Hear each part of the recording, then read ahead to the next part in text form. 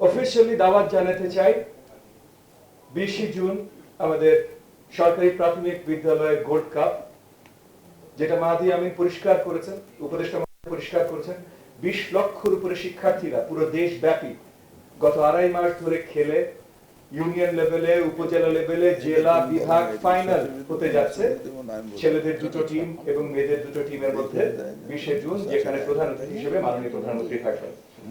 আমি আশা করেছিলাম যে খেলাগুলো এত সুন্দরভাবে তারা খেলেছেন, তারা যে খেলার নৈপুণ্য দেখিয়েছেন, কারণ কিছু খেলা মাঠে যে আমার দেখার সৌভাগ্য হয়েছিল সেগুলো আরো মিডিয়া কভারেজ পাবে, এবার পাইনি, কিন্তু আগামী দিনগুলোতে যেন পায়। আমরা আপনাদের কাছে সেটা জানি আপনারা মিডিয়া, সো আপনাদের আসলে একটা খোরাক দরকার।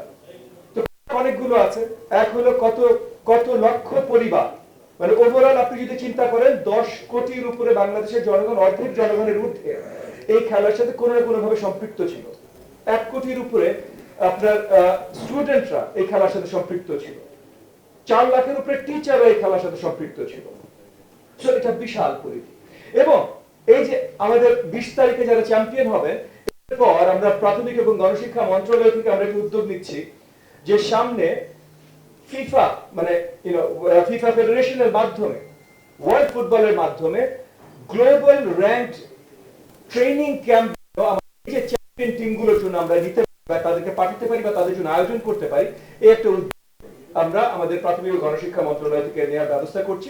তো আগামী দিনগুলোতে আমরা চাইবো যে এই যে আমাদের এই সন্তানরা যারা এই গোল্ড কাপ গুলো জিতবে, তারা ওয়ার্ল্ড ক্লাস প্লেয়ার্স হবে। আমাদের নারী প্লেয়াররা যেমন ইতিমধ্যে হয়েছে, তেমন সকল নারী পুরুষ মিলে ওয়ার্ল্ড ক্লাস প্লেয়ার্স হবে।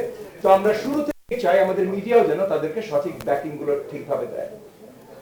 উপদেষ্টা মহোদয় এটাও পরিষ্কার করেছেন আমাদের মাননীয় প্রধানমন্ত্রীর যে স্বপ্ন, আমরা শিক্ষা ব্যবস্থা দেখতে চাই যেটা আসলে সঠিক ভ্যালিউস তৈরি করবে, সঠিক নাগরিক তৈরি করবে, ফ্যামিলি ভ্যালিউস, সিভিক ডিউটিস, সেগুলোর ভ্যালিউস, এই সব কিছু তৈরি করবে। এবং এই সব কিছু তৈরি করবার জন্য যেমন তাদের ভাষা, বিজ্ঞান, অঙ্ক সবকিছুর প্রয়োজন আছে।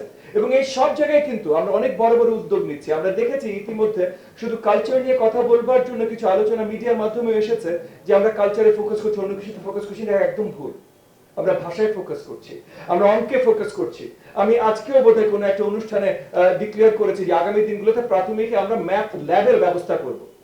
সো ম্যাথমেটিক্স এর ল্যাবরেটরি প্রাথমিক বিদ্যালয়গুলোতে হবে, সায়েন্স ল্যাবস হবে। সো অনেক কিছু আমরা করছি। একই সাথে সঠিক এবং সঠিক ভ্যালুওয়ালা সিটিজেন তৈরি করতে হলে কালচারাল এডুকেশনটা দরকার। সুস্থ সিটিজেন তৈরি করতে হলে স্পোর্টস দরকার। এবং মাননীয় প্রধানমন্ত্রী চান যে আগামী দিনগুলোতে আমাদের শিক্ষার্থীরা যেন ট্যাবে, মোবাইলে আটকে না যায়, তারা যেন আসলে সুশৃঙ্খল ভাবে ক্রিয়েটিভ জিনিসপত্রের সাথে জড়িত থাকে। সেই জায়গা থেকে আমরা কালচারাল এডুকেশনের বড় উদ্যোগ নিচ্ছি। সো কালচারাল এডুকেশন একটা অংশ হবে টোটাল এডুকেশন আপনার প্যাকেজের। স্পোর্টস একটা অংশ হবে টোটাল এডুকেশন প্যাকেজের। এবং টোটাল এডুকেশন প্যাকেজটাই, উপদেষ্টা মহোদয় যেটা বলেছেন, টোটাল এডুকেশন প্যাকেজটাই হবে আনন্দময়, লার্নিং উইথ হ্যাপিনেস। ক্লাসরুমে ঢোকা থেকে শুরু করে ক্লাসরুম থেকে বের হওয়া পর্যন্ত উইথ হ্যাপিনেস, আনন্দময় শিক্ষা লাভ করবে আমাদের শিক্ষার্থীরা। তো সেই ভবিষ্যৎ আমরা তৈরি করছি। একই সাথে প্রাথমিকের বাইরে যদি একটু কথা বলি, সব জায়গায় কর্মক্ষেত্রের জন্য উপযোগী, সায়েন্স এবং ইনোভেশনের জন্য উপযোগী আমরা করছি। এই যে ইতিমধ্যে একটা বিশাল ইনোভেশন চ্যালেঞ্জ হয়ে গেছে এই মাসে আপনার মাধ্যমিকের শিক্ষার্থীদের ভিতরে, মাধ্যমিক এবং উচ্চ মাধ্যমিকের শিক্ষার্থীদের ভিতরে বিশাল ইনোভেশন চ্যালেঞ্জ হয়ে গেছে। আমরা গভর্নেন্স রিলেটেড কম্পিটিশন তৈরি করছি। এর পাইলট হিসেবে আমি আমার এলাকায় ঢাকা 13-তে মাধ্যমিক এবং উচ্চ মাধ্যমিকের শিক্ষার্থীদের ভিতরে গভর্নেন্স রিলেটেড একটা বিশাল কম্পিটিশন শুরু করছি। তো এই অনেক কিছু শিক্ষাঙ্গনকে এগিয়ে নিয়ে যাওয়ার জন্য আমরা সামনের দিনগুলোতে করছি। আপনাদের কাছ থেকে আমরা সহযোগিতা চাই।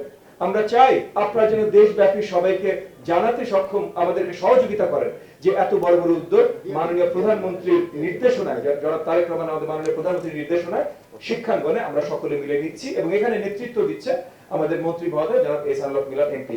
আবারও শেষ করার আগে আপনাদের সবাইকে 20 তারিখের দাওয়াত, খেলা উপভোগ করবার জন্য, আমাদের মাঝে থাকবার জন্য, সাথে থাকবার জন্য, এবং একই সাথে দেশব্যাপী আমাদের এই খেলা, আমাদের খেলোয়াড়দেরকে জনগণের কাছে পৌঁছে দেওয়ার জন্য অসংখ্য ধন্যবাদ। আসসালামু আলাইকুম।